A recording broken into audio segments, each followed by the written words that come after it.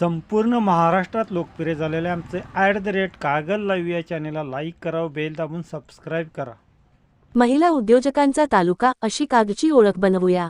राजे समरजित सिंह घाटगे. राजे बँककडून राजमाता जिजाऊ महिला बचत गट योजना शुभारंभ.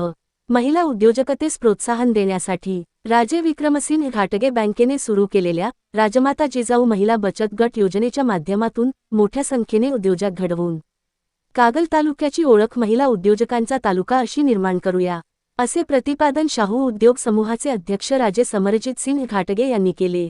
येथे त्यांच्या वाढदिवसानिमित्त राजे विक्रमसिंह घाटगे को-ऑपरेटिव्ह बँक मार्फत सुरू करण्यात आलेल्या राजमाता जिजाऊ महिला बचत गट योजनेच्या शुभारंभ प्रसंगी ते बोलत होते.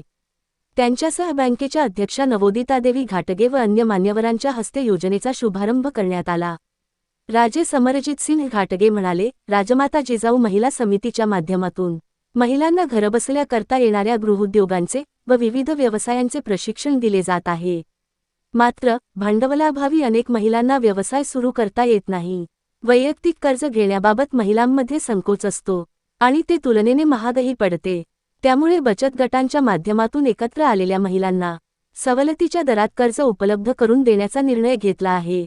यामुळे महिला अधिक आत्मविश्वासाने व्यवसायात उतरतील.